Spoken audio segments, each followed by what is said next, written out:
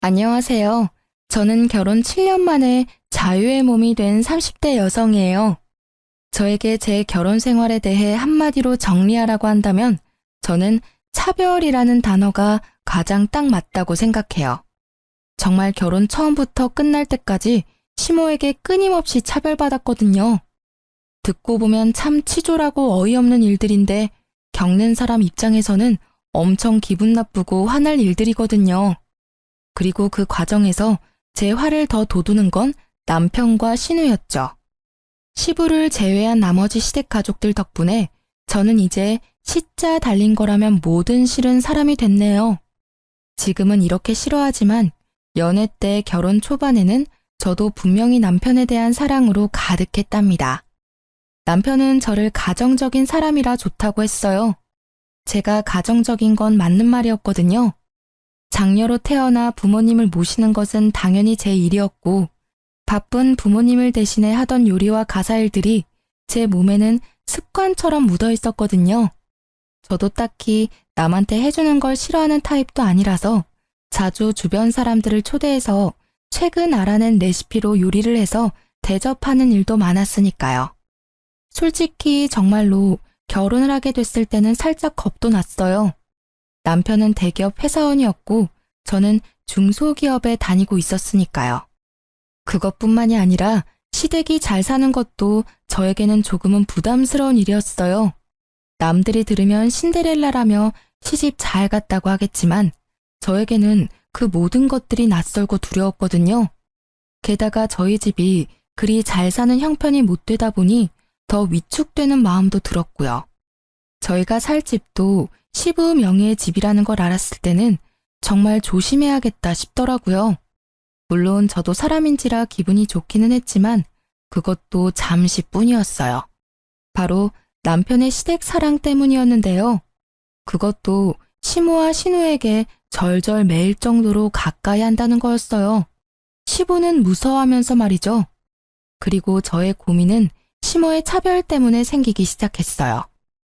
별것 아닌 일들이긴 하지만 눈에 띄게 저와 신우를 차별하는 일들이 많아졌거든요. 명절 같은 때에도 신우에게는 명품 스카프를 선물해주던 시모가 제게는 양말 세트를 선물해준다거나 신우 경조사에는 몇십만 원씩 하던 시모가 저희 친정 경조사에는 항상 5만 원만 하시더라고요. 그런 일들이 쌓이기 시작하니까 나중에는 걷잡을 수 없을 만큼 앙금이 쌓이더라고요. 그리고 말 못하고 쌓여온 일들이 터지기 일보 직전에 그 일이 벌어졌죠. 그날은 아무 연락도 없이 시모가 저희 집 벨을 눌렀어요. 어머님, 무슨 일이세요, 이 저녁에?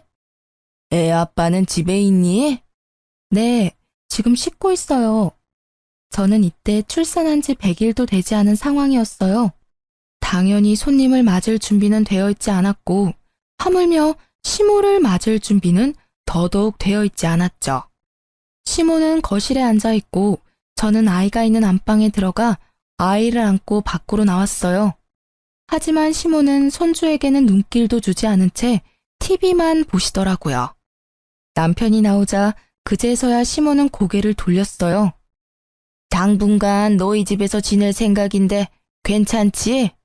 나 네 아버지랑 싸웠어. 지긋지긋한 영감탱이. 늙으려면 곱게 늙을 것이지 어째 나이가 들수록 꼬장꼬장해지는지 몰라? 아버지랑 무슨 일 있었어요? 몰라. 네 아버지 얘기는 꺼내지도 말어. 나도 곧 집을 구해서 나갈 거야. 당장 있을 곳이 없어서 온 거니까 길어도 몇 달 안 될 거니까 그때까지만 있게 해줘. 저는 시모의 말에 거절하고 싶었어요. 출산한 지 얼마 되지도 않은 제가 시모의 눈치를 보면서 살 수는 없는 노릇이잖아요. 제가 둘러서 말해보려고 하는데 옆에서 먼저 남편이 말하더라고요. 알겠어요. 당분간 이 집에서 내 집이다 생각하고 편하게 지내요. 저와 단 한마디 상의도 없이 남편은 시모에게 오케이 사인을 내렸고 저는 튀어나오는 한숨을 삼키느라 애썼어요. 시모가 짐을 가지러 나간 사이에 저는 남편에게 말했어요. 어떻게 나한테 한마디 상의도 없이 어머님을 모신다고 그래. 나 지금 어머니 모실 수 있는 상황이 아니야. 출산 직후에 시집살이라니. 그냥 친정에서 조리하는 게 나을 것 같아. 에이, 뭐 그렇게 신경 쓸 일 있겠어? 엄마도 생각이 있으면 자기 괴롭히지는 않을 거야. 그리고 엄마 밖으로 잘 다니시는 거 알잖아. 당신이 신경 써야 할 일은 그게 없을 거라고. 게다가 엄마가 아버지랑 이혼하실 모양이야. 만약에 이혼하면 위자료 두둑이 받는다고 나한테 든든하게 챙겨준대. 희죽거리며 말하는 남편의 얼굴을 보니 한숨이 다시 터져나오더라고요. 솔직히 시모가 하는 말이 그런 거지. 실제로 위자료를 지금 시모가 가지고 있는 게 아니잖아요. 여보, 지금 당장 가지고 있는 돈이 아니면 진짜 나중 일은 모르는 거야. 혹시라도 모르니까 지금을 생각해, 응? 그런 실체 없는 돈에 휘둘리다 보면 나중에 곤란한 건 자기라고. 그러나 제 말이 귀에 들리지도 않는지 남편은 성의 없이 손만 휘휘 저으며 괜찮대도 하면서 저를 달래듯 말하더라고요. 결국 그 길로 시모와 같이 살게 되었어요. 그 불편한 시간, 공간, 눈빛, 진짜 미치겠더라고요. 애 젖먹이는 것도 눈치 보며 먹여야 하고 화장실 가는 것조차 내 맘대로 못 가는 상황이 지속됐죠. 시모는 나름대로 바쁘게 살더라고요. 방 하나를 비워두니 거기에 명품 가방에 시계, 액세서리까지 전시해두고는 홀로 서기 하겠다며 들락날락거리더라고요. 그때부터는 조금 편했어요. 하지만 마주치지 않고 나서는 다른 상황이 또 저를 불편하게 하더라고요. 시모는 돈이 생기면 신우부터 챙겼거든요. 솔직히 저도 제 가족부터 챙길 것 같긴 해요. 그런데 우리 애한테는 진짜 눈길 한 번을 안 줬거든요. 게다가 우리 집에서 살고 있는데 어째서 돈을 신우에게 다 쓰는지 이해가 안 갔어요. 솔직히 상식적으로 생각해도 지금 방 하나 비워두고 밥하고 빨래해주는 사람에게 돈 한 푼 줄 법도 한데 전혀 그럴 기미가 없더라고요. 그래도 그러려니 했어요. 팔은 안으로 굽는 거고 시모가 이러면 나도 친정엄마한테 더 잘하면 되겠다고 생각했으니까요. 그런데 제 분노를 폭발시키는 일이 일어났어요. 그것도 우리 아기 100일 때요. 솔직히 신혼의 아기가 100일이었을 때 시모가 이것저것 챙겨준 터라 저도 솔직히 그만큼은 아니더라도 뭔가 해줄 거라고 생각했거든요. 그런데 막상 100일이 되니 코빼기도 보이지 않더라고요. 가족끼리 조촐하게 하기로 한 건데 저녁 식사 시간이 다 되도록 아무도 들어오지 않더라고요. 기다리다 지쳐 그냥 나라도 애 100일 챙겨줘야겠다 싶어 냉장고 문을 열었어요. 그런데 아침 일찍 일어나서 해둔 아기 100일상에 올릴 음식이 하나도 없더라고요. 애만 먹는 게 아니니 찜갈비며 잡채며 미역국까지 해놨는데 음식이 사라져 깜짝 놀랐어요. 저는 음식의 행방을 찾다가 시모가 생각났어요. 우리 집 냉장고에 손댈 수 있는 사람은 셋뿐이니까요. 남편에게 연락하니 역시 신우집에 있다고 하더라고요. 저는 신우집에 찾아갔어요. 갔더니 세상에 제가 만든 음식들을 신우 내외랑 아이들이 다 먹어버렸더라고요. 찌끄러기만 남은 제 반찬통을 보니 열이 치솟았어요. 당신은 왜 여기 있어? 우리 애 100일인 거 내가 아침에 말했지. 일찍 들어오라고 했는데 여기서 뭐 하고 있는 거야? 어머니가 여기 계셔서 모시고 가려고 했지. 그런데 왜 이렇게 화가 났어? 그럼 화 안 나게 생겼어? 사람들은 코빼기도 안 보이지.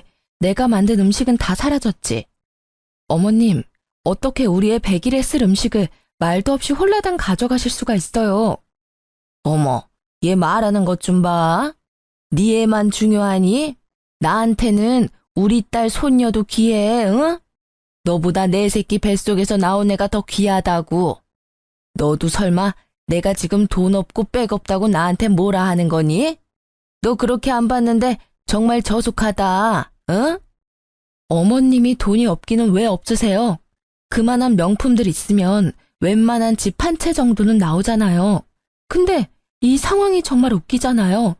내 새끼 음식 차려놨는데 어머님이 음식을 다 가져갔으니까 제가 화내는 건데 왜 이야기가 거기로 튀어요?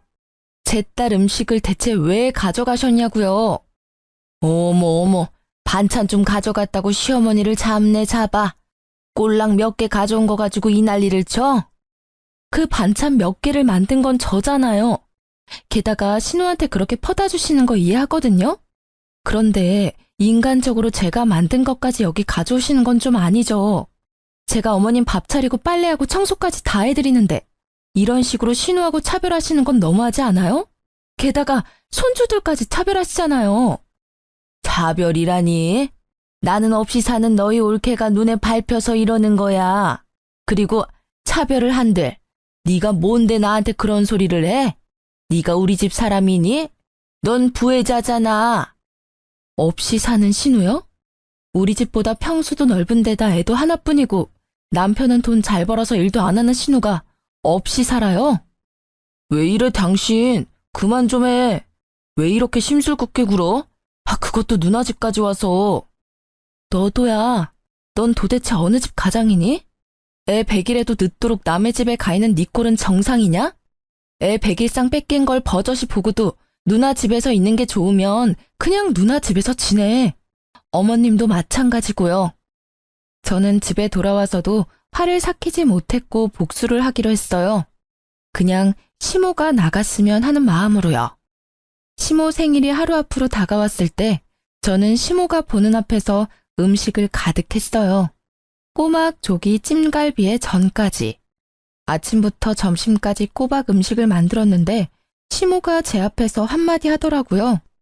내 생일이라고 챙기는 건 좋은데 그렇다고 저번에 내가 화낸 일이 풀릴 거라고 생각하지는 마.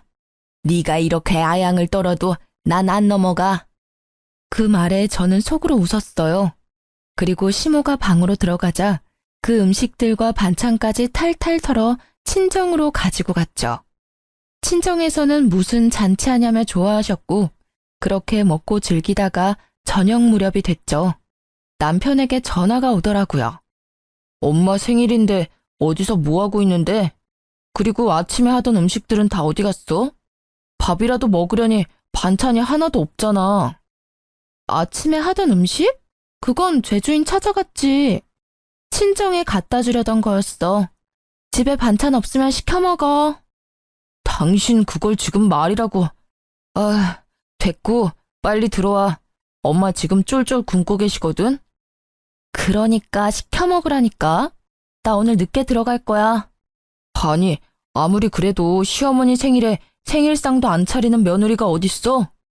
내 새끼 생일 음식 가져간 사람이 누군지 잊었어? 다들 자기 가족만 챙기는데 나도 내 가족 좀 챙길게. 뭐가 나빠? 그니까 나 찾지 말고 가족끼리 오붓하게 지내. 나도 가족끼리 오붓하게 지낼게. 저의 빈정거림에 남편이 먼저 전화를 끊었더라고요. 그러면 누가 무서워할 줄 알았나 봐요. 저는 실컷 놀고 저녁 늦게 집에 들어갔어요. 시모가 깨어있더라고요. 저를 보더니 역시나 한 소리 하셨죠. 시모 생일도 안 챙기는 며느리가 여길 왜 들어와? 어이구, 내가 복이 없는 년이지.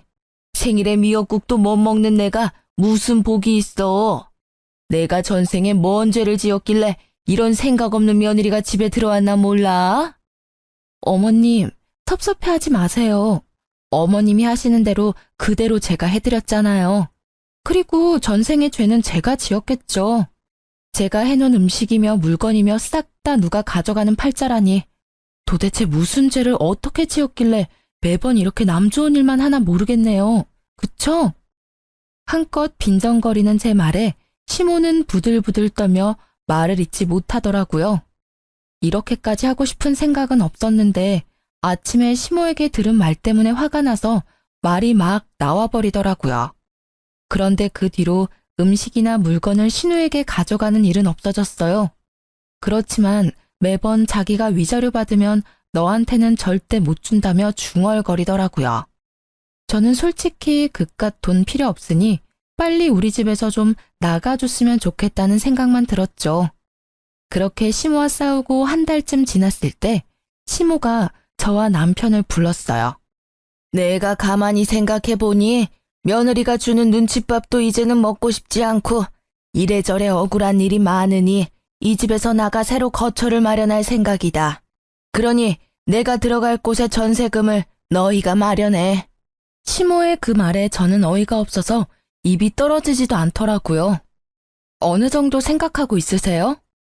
못해도 1억은 너희가 해줘야 되지 않겠니? 혼자 살아도 제대로 된 곳에 들어가려면 그 돈도 모자라긴 하지만. 어머님, 그럴 필요가 뭐 있겠어요? 차라리 그냥 집에 돌아가시는 게 괜찮을 것 같은데요. 솔직히 각방 쓰는 거나 별거나 뭐가 달라요? 이번 기회에 가서 이혼 결정 지으면 될 것 같은데. 난 그 집엔 절대 안 들어가. 내가 미쳤니? 그 양반이랑 다시 얼굴 마주하게? 그럼 아가씨 댁은 어떠세요? 어머님이 많이 좋아하시고 또 편해하시잖아요. 그쪽으로 가면 딱 좋을 것 같은데요. 없이 사는 딸 신세 망칠 일 있니? 어떻게 딸 집에 들어가서 살아? 신우가 왜 없이 살아요?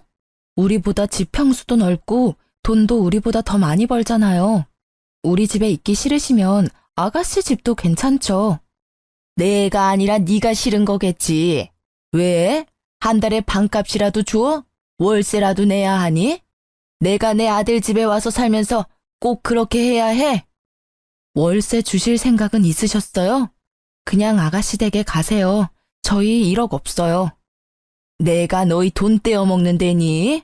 웃겨 진짜. 네 시아버지한테 위자료 받으면 나도 다 줄 거야. 시모는 그렇게 말했지만 그 돈이 하늘에서 뚝 떨어질 리가 없잖아요. 저는 육아휴직, 남편 혼자 버는 데다가 저축해놓은 돈도 많이 없는 상황에서 저는 반대할 수밖에 없었어요. 조금만 시간을 줘봐요. 돈을 마련할 방법이 있는지 좀 알아볼게요. 반대하려는 저를 말린 건 남편이었어요. 무슨 생각이 있어 이러나 보다 싶어 방에 들어갔을 때 물어봤어요. 당신이 무슨 돈이 있어서 해드린다는 거야? 진짜 해드릴 거야? 그냥 시간 끌기야. 대놓고 안 된다 말 못하잖아. 그 사이에 누군가는 해결해 주겠지. 남편 말은 그냥 이 상태 그대로 지켜보자였어요. 저는 빨리 나갔으면 해서 좀 실망했지만 이해하려고 했어요. 그런데 그날 이후 시모의 명품 쇼핑이 심상찮더라고요. 무슨 돈이 생겨서 저러나 싶었는데 신우가 좋나 보다 했었거든요. 시부와 살 때도 명품 쇼핑을 자주 했던 터라 별 신경 쓰지 않고 있던 저는 며칠 뒤 깜짝 놀라고야 말았어요. 제 자산관리 어플에 제가 쓰지도 않는 카드 내역과 카드론 내역이 있었거든요. 처음에는 오류인가 싶었는데 아니더라고요. 그 카드는 제가 만들어서 초창기에 조금 쓰다가 최근에는 쓰지 않고 내버려둔 카드였어요. 더 좋은 혜택의 카드가 나와서 그걸 그냥 둔 것인데 그게 왜 사용됐는지 알 길이 없었어요. 저는 부랴부랴 카드부터 찾았어요. 그런데 본래 있어야 할 자리에 카드가 없더라고요. 혹시나 싶어 저는 카드사에 들어가 쓴 내역을 훑어봤어요. 그리고 그 카드가 시모 손에 있다는 걸 알게 됐어요. 시모가 산 가방이 카드 내역에 떡하니 찍혔더라고요. 저는 뒤통수를 한 대 맞은 기분이었어요. 이 얼얼한 배신감. 이 카드를 시모가 뒤져서 가져갔을 리는 없고 분명히 남편이 찾아서 줬겠죠. 기다려보라더니 이 꼴을 보게 하려고 기다리라고 했나 싶었어요. 카드는 한도 끝까지 사용한 상태고 카드론도 1,000만 원 가까이 받았더라고요. 저는 열이 받아서 시모를 찾아 신우집까지 갔어요. 들어가는데 남편 신발이 거기 있더라고요. 이놈은 또 여기 왜 와 있는지. 그치만 잘 됐다는 생각이 들었어요. 한 번에 싸잡아 추궁할 수 있으니까요. 저는 시모에게 가서 말했어요. 어머님, 제 카드 돌려주세요. 무슨 카드? 난 몰라. 네 카드를 왜 내가 가지고 있어? 그래요? 알겠어요. 저는 시모의 말에 당장 폰을 들어 어디론가 전화를 걸었어요. 네, 안녕하세요. 카드 정지하려고 하는데요. 네, 모르는 사람이 카드를 쓰고 있어요. 도둑 맞았나 봐요. 제가 내용을 다 말하기도 전에 시모가 제 전화를 획 뺐더라고요. 왜 네 맘대로 카드를 정지해? 어머님은 모르신다면서요. 그리고 제 카드 제가 왜 정지를 못 시켜요? 어머님이 가져가신 게 맞잖아요. 이번에 나온 카드비 어떻게 정산하실 거예요? 제 말에 시모는 남편을 쳐다보더라고요. 저는 옳다구나 싶었어요. 넌 왜 내 카드 훔쳐서 어머님한테 드렸어? 도둑이니? 그리고 주고 싶으면 네 카드 주지 왜 남의 카드를 주고 난리야? 아, 좀 그만해. 그깟 카드 얼마 썼다고 여기까지 와서 이 난리야? 그 금액이 얼마가 됐던 가족끼리 이러면 안 되지. 최소한 예의라는 건 있어야 할 거 아니야? 말 한 번 잘했다. 네가 말한 그 예의에 남의 카드 훔쳐가는 건 잘못 아니야? 이 집구석에서 내가 차별받은 게 한두 번이 아니었는데 이건 상황이 다르잖아. 그 카드값 못 갚으면 내가 어떻게 되는지는 알아? 신용도 팍팍 떨어져서 신용불량자 되면 네가 책임질 거야? 내주면 되잖아. 얼만데? 1,400이다 이놈아. 카드값이 400에 카드론이 1,000이야. 제 말에 남편이 깜짝 놀라 시모를 쳐다보더라고요. 위자료 나오면 다 갚아줄게. 그동안만 좀 어떻게 해줘, 응?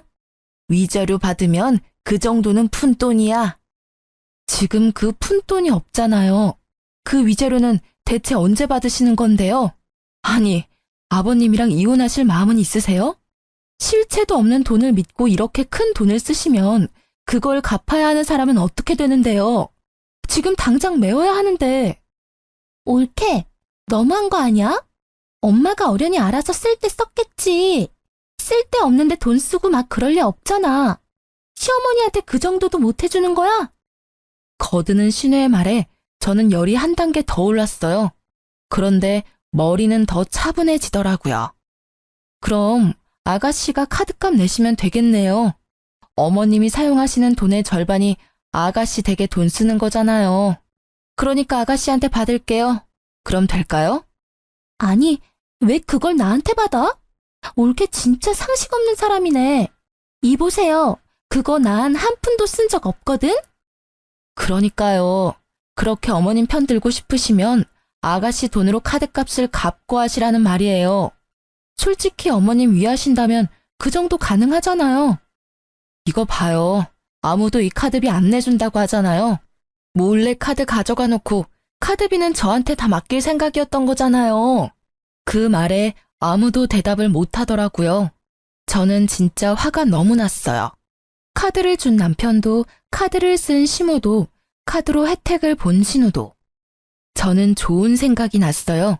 이때쯤에는 2판 4판이고 이혼을 생각하고 있었기에 그냥 막 나가기로 했거든요. 어차피 긁은 사람은 어머님이시니까 어머님이 카드값 갚도록 할게요. 그 말에 시모가 멀뚱멀뚱 쳐다만 보더라고요. 제가 하는 말을 못 알아들으시더라고요.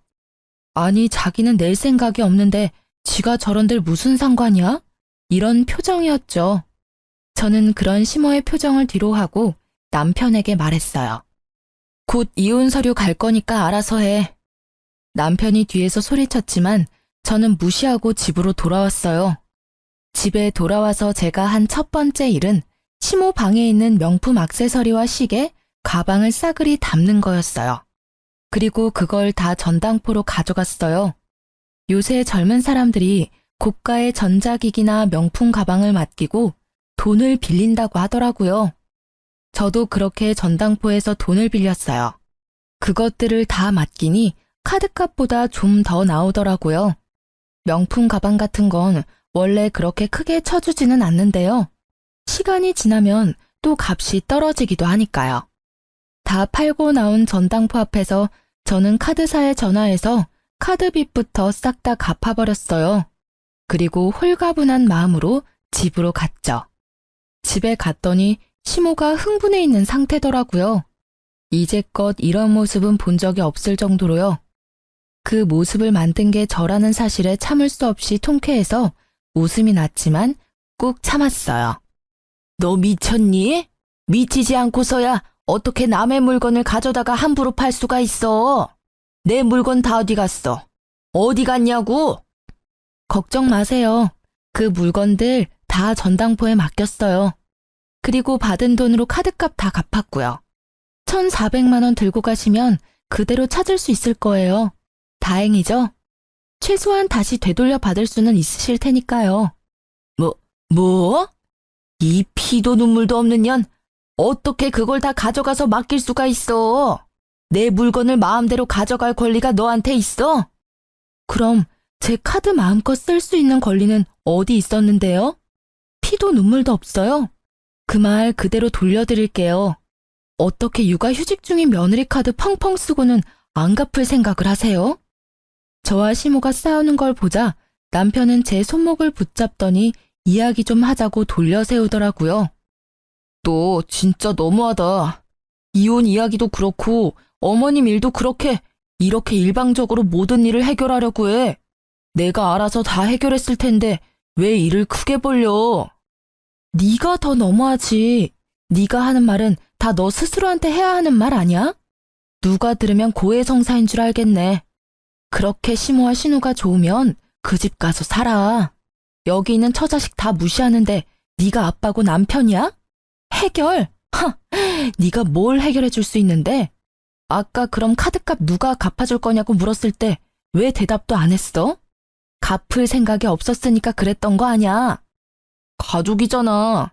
당신이 힘들면 나도 도와주려고 할 거야. 이번 일도 그래. 힘든 엄마 생각해서 한 일이야. 그걸 왜 그렇게 비꼬아서 생각하는 건데? 그건 네 생각이겠지. 비꼬아서 생각한다고? 너는 그럼 상식적으로 생각을 좀 해. 솔직히 나는 이혼? 소송으로 가도 상관없어. 난 잘못한 거 하나 없으니까. 내 카드 몰래 가져다 심어준 당신 잘못이 더 크거든. 그러니 당신이 나한테 위자료 주는 건 정해진 결과야. 그러니까 당신이 어머님 잘 모시고 살아. 나는 소송 진행하는 동안 친정 갈 거니까. 그 마지막 말을 듣고서야 남편의 정신이 돌아오는 듯 보였어요. 그 눈빛에 당황함이 가득했거든요. 제가 없으면 누가 시모 밥하고 빨래해줘요? 시모는 시부집에서 가정부가 해주는 대로 살았으니 살림은 하나도 모르거든요. 잠깐만. 당신이 집 나가면 누가 어머니를 모셔? 안 돼. 이혼은 절대 안 돼. 내가 이혼할 만큼 잘못한 건 아니잖아. 잘 생각해봐. 아버지랑 어머니 이혼하면 위자료 빵빵하게 나와. 우리한테도 얼마 떨어지겠지. 근데도 진짜 이혼할 거야? 난 돈 필요 없어. 지금 당장 가정부가 필요하면 용역업소에 연락해. 저는 그렇게 말을 던지고는 그 자리에서 바로 시부에게 전화했어요. 아버님, 찾아뵙고 말씀드려야 하는데 지금 경황이 없어서요. 저희 부부 이혼하려고요. 제 전화에 시부는 가족 전원을 집으로 부르셨어요. 한 번은 거쳐야 할 일이었죠. 시부는 아무것도 모르는 눈치였어요. 저는 시부에게 그간 있었던 일들을 모두 설명했어요. 제 이야기를 듣던 시부의 얼굴이 벌겋게 일그러지더라고요. 그리고 그와 반대로 시모의 얼굴은 헬쓱하게 질렸고요.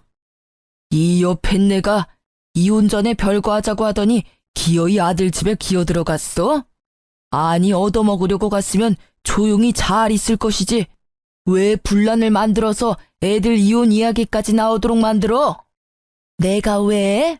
뭘 잘못했어요? 그래, 100번 양보해서 내가 잘못했다고 쳐. 그런데 내 물건 가져다가 멋대로 판 며느리도 잘못했잖아요. 근데 왜 나한테만 난리예요? 아버님, 그 물건 판 거 아니고 전당포에 맡긴 거예요. 그 돈으로 제 카드빚 갚았고요. 결제일이 코앞이라 어쩔 수 없는 선택이었고 사실 그 카드값만큼 가져가면 다시 되돌려받을 수 있어요. 그러니 엄밀히 따지자면 판 건 아니죠. 옳게. 아무리 그래도 사람 물건을 마음대로 가져갈 필요가 있었어? 아가씨, 그렇게 어머님을 위한다면 지금 당장이라도 전당포에 맡겨놓은 명품 다 찾아오시면 되잖아요. 본인 돈으로. 어머님 목숨보다 소중한 거라잖아요. 딸이 돼서 그것도 못 해줘요? 그것보다 배는 받아오셨으면서. 제 말에 결국 시모도 신우도 입을 꾹 닫더라고요. 신우는 시모 명품을 되돌려줄 생각도 없어 보였고요. 본인이 할 수 있는 게 아니면 남한테 그걸 강요하지 마요. 아시겠어요? 이거 봐요. 내가 이 꼴을 보고 살아야 해요? 당신이 위자료를 계속 적게 말하니까 내가 이혼을 못 하잖아요. 빨리 내가 원하는 만큼 해주고 이혼해줘요. 그제야 감이 오더라고요.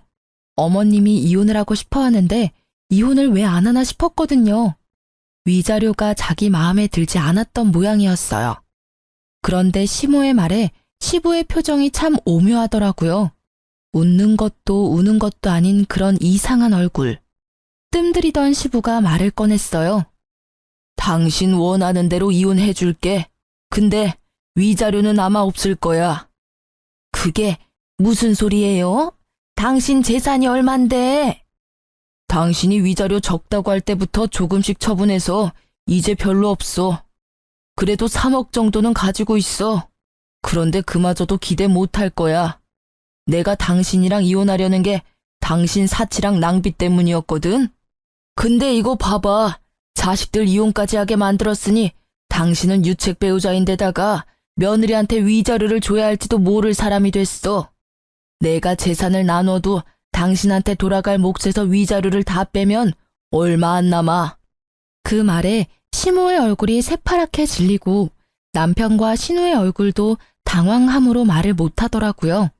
실체 없는 돈을 믿었던 남편과 신우의 벙찐 표정이 압권이었어요.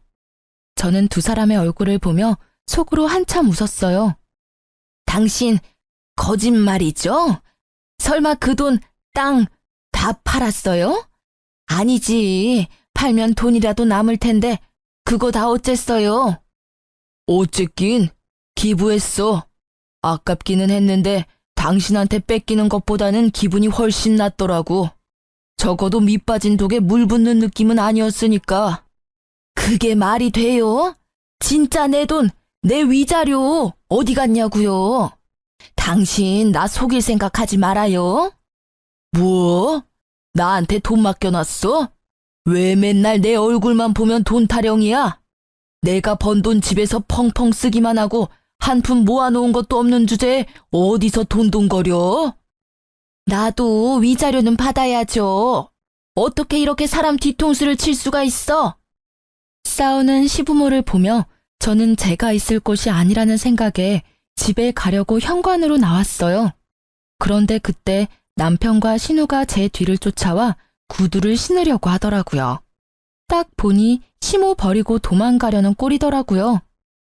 그렇게 가족사랑 어쩌고 하더니 어머님 돈 못 받을 것 같으니까 도망치는 거야? 진짜 뻔뻔들하다. 마지막 정도 뚝 떼줘서 너무 고마워. 당신 하는 거 보니 나 늙어서 쓸모없어지면 어떻게 행동할지 딱 보여. 이혼하는데 망설임까지 가져가줘서 고마워. 빈정거리는 제 말에 남편은 얼굴만 벌겋게 된 채 말도 못했고 신우는 모르는 척 하더라고요. 나중에 들으니 시모는 결국 빈털터리로 내쫓기게 됐고 전 남편은 집을 시부에게 반납하고 시부 집에 들어가 살게 됐다고 하더라고요. 이후 저는 합의로 이혼을 잘 마무리하게 됐어요. 소송으로 갈 줄 알았는데 합의가 된 이유는 시부 덕분이었어요. 남들 눈을 많이 신경 쓰시는 분이었거든요. 저는 그 이후로 시자가 달린 건 진절머리가 나서 가까이 하고 싶지도 않더라고요. 그래서 연애도 하지 못하고 있는 중이죠. 시부에게 받은 돈과 위자료로 받은 돈을 합치면 지방에 방 하나 전세받을 정도는 돼서 지방 내려가려다가 아픈 친정아버지 때문에 친정에서 지내기로 했어요. 손주가 있으니 집안 분위기는 더 좋아졌죠. 이혼한 지 3년이 지났을까요? 그해 가을 추석을 앞두고 친정아버지의 지병 때문에 아버지를 모시고 병원을 방문하게 됐어요. 그리고 그곳에서 전 시모와 전 남편, 전 신우와 마주쳤어요. 상대방은 우리가 온 건지도 모르고 싸움에 한창이더라고요. 듣고 싶지는 않았으나 들려오는 대화를 유추해보니 전 시모가 위암에 걸려 입원해야 하는데 둘 다 자기가 못 모신다며 서로 떠넘기고 있었어요. 신우는 자기 혼자 사는 집이 아니라 돌볼 수 없다고 하고 전 남편은 시부가 싫어해서 모실 수 없다고 하더라고요. 그 사이에 끼인 시모의 표정이 피곤과 절망으로 절어있는 게 한눈에 보이더라고요. 그걸 보지 못한 채 두 남매는 싸우기에 급급했어요. 아니, 누나가 더 많이 받았잖아. 나는 엄마 때문에 이혼까지 했다고. 그것만 아니었으면 봐줄 사람도 있었겠지. 내가 뭘 더 받아? 얘 웃기는 소리 하고 있네? 게다가 이혼한 건 네 잘못이지 왜 남한테 뒤집어 씌워? 결혼 전에는 나보다 네가 더 많이 엄마한테 받지 않았어? 내가 월세 내잖아. 매달 내는 것도 얼마나 많은지 알아? 얼마 안 되는 월세 내주면서 나한테 생색내는 거야? 그럼 월세 앞으로 내가 낼 테니 네가 엄마 돌보면 되겠네. 전 시모는 두 사람을 피해 조용히 대기석으로 와서 앉더라고요. 바로 저희 옆자리였는데 저희는 신경을 쓰지도 못하더라고요. 그때 친정아버지가 한 말씀 하셨어요. 너 이혼한 거 참말로 잘한 짓이다. 저런 집구석에 있었으면 저 시모 간병은 너 혼자 다 했을 팔자 아니냐? 그랬을지도 모르죠. 근데 지금은 저 집 식구 아니잖아요. 그제서야 시모는 저희를 눈치챈 듯 하더라고요. 순간 깜짝 놀라던 얼굴이 곧 팔짱을 낀 아버지와 저를 보더니 부러움으로 물들어가는 게 보였어요. 큰 병 얻은 건 유감입니다만 긴 병에 효자 없는 거 아시지요? 본인 앞날은 본인이 잘 챙겨야 하겠네요. 친정 아버지의 말에 전 시모가 눈시울을 붉게 적시며 말하더라고요. 그러게나 말이에요. 내가 무슨 짓을 했는지. 며느라가 내가 참 잘못했어. 내 배 아파 낳은 자식들이 아픈 엄마 안 돌보려고 싸우는 걸 보니 이 세상 헛살았다는 생각밖에 들지 않아. 네가 있었으면 이런 비참한 꼴도 당하지 않았을 텐데. 누구든 그 집에 며느리가 있으면 며느리만 죽어났겠죠. 그렇게 애지중지 자식들만 챙기면 뭐해요? 인간들이 돈 없는 엄마는 이제 엄마로도 안 보는데. 마음을 좀 더 곱게 쓰셨으면 애초에 며느리 차별을 안 했으면 낙동강 오리알 신세는 면했을지도 모르죠. 그래, 다 내 잘못이고 다 미안해. 너 우리 아들이랑 다시 결혼해서 날 돌봐줄 수 없겠니? 이러다 진짜 요양병원에 죽을 때까지 갇혀 지낼지도 몰라. 시모의 말에 먼저 반응한 건 친정 아버지였어요. 끔찍한 소리 그만하세요. 이게 무슨 경우 없는 소리입니까? 예? 남의 귀한 딸 데려가서 흠집 내놓고 만신창이 만든 거 사과는 못할 망정 이제와 제 몸 아프다고 우리 딸한테 수발 들라고 하는 게 말이 되냐고요. 세상에 어이가 없어서. 그쪽 집안에서는 우리 딸이 눈에 못 미쳐도 우리 집에서는 곱게 자란 귀한 딸이라고요. 사람이 염치라는 게 있으면 말이야 저런 소리를 하지 말아야지. 아프다는 걸 핑계로 어떻게 내 귀한 딸한테 말도 안 되는 요구를 할 수 있어요? 인간이 덜 됐지. 지금 시대가 어느 때인데 며느리한테 병수발을 시켜? 아니, 그걸 이유로 재혼을 하라니 말이 되는 소리를 해야 말이지. 친정 아버지의 분노가 하늘을 찌르더군요. 제가 처음에 이혼했다고 했을 때는 죽어도 그 집 귀신이 되어야 한다며 저에게 한 소리 하시던 아버지였지만 아버지도 시모의 말에 버럭하시고 말았던 거예요. 제게 들었을 때는 과장된 부분이 있을 거라고 생각하셨던 것 같아요. 그리고 이런 이야기는 양쪽 이야기를 다 들어보지 않으면 진실을 알기 어렵다며 저에게 말하기도 하셨거든요. 아버지 입장에서는 제가 별거 아닌 일에 참지 못하고 이혼을 결정한 거로 보였을 테니까요. 그런데 직접 만난 시모의 생각보다 더 뻔뻔함에 아버지도 제가 한 말들이 모두 거짓이 아니라 진실이라는 걸 알게 되셨어요. 우리 딸 절대로 다시 못 줘요. 내 눈에 흙이 들어가도 안 됩니다. 저런 집구석에 들어가서 평생을 수발 들라고 할 거면 아예 우리 집에서 처녀 귀신으로 죽게 만드는 게 낫겠소. 결국 아버지의 호통에 시모는 말을 더 이상 잇지 못했어요. 그리고 아버지의 큰 소리에 피가 나도록 싸운 두 남매가 저희 존재를 눈치채고 가까이 다가왔어요. 오랜만이네. 엄마가 또 무슨 이야기 했어? 병수발 들어줄 사람 없다고 나더러 당신이랑 재결합하래. 그 소리에 우리 아버지가 버럭하셨고. 그 말에 전 남편의 얼굴이 확 일그러지더라고요. 당신이랑 아가씨, 어머님 말이라면 죽는 신용이라도 하는 사람들이었잖아. 그렇게 죽고 못 살게 애틋하던 사이였는데 이제는 그런 것도 없나 봐. 서로 안 모시려고 피 터지게 싸우는 거 보면. 그런 거 아니야. 우리도 다 사정이 있어서 그런 거고. 그래, 그렇겠지. 이야기 다 들었어. 아버님 재혼하셨다면서? 그 사이에 자식도 있었다고 하던데. 어머님 위자료도 날아가고 이번에는 상속도 날아갈 판이잖아. 그러게, 내가 뭘 했어? 실체도 없는 돈에 휘둘리지 말라고 했지? 분명히 받을 수 있는 돈이었어. 그리고 액수는 크지 않지만 위자료를 받기도 하셨고. 근데 그걸 한순간에 다 날려버렸다고.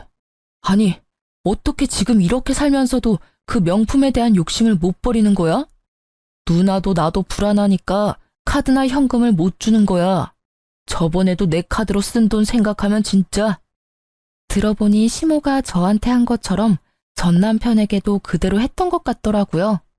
그렇죠. 자기가 당해보면 그게 얼마나 짜증나고 열받는 일인지를 여실히 알게 돼요.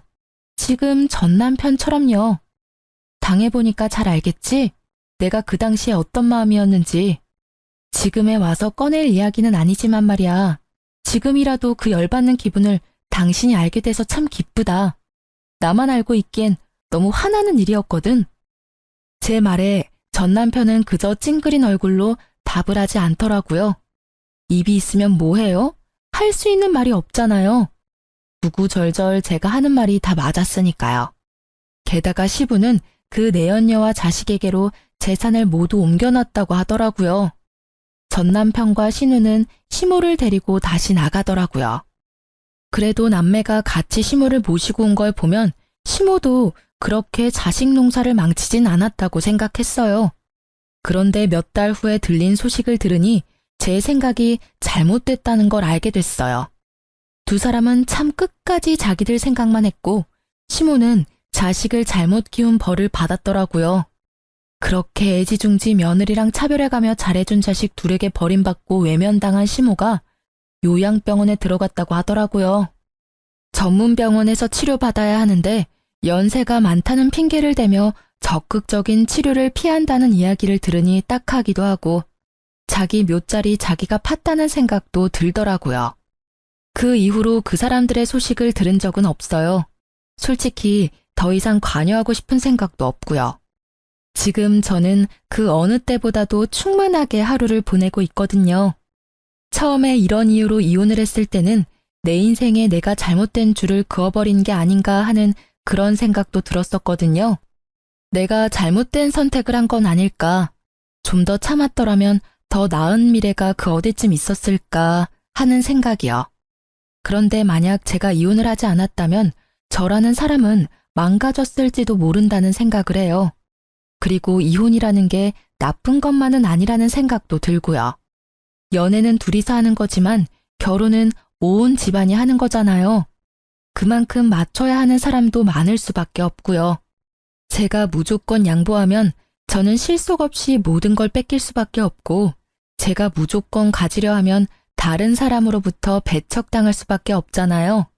그 밸런스를 맞추는 일이 그리 쉬운 일은 아니니까요. 솔직하게 말해서 다른 가족 구성원과 트러블이 있더라도 남편이 제 몫을 다해 저와 소통해준다면 굳이 헤어질 필요까지는 없었을지도 몰라요.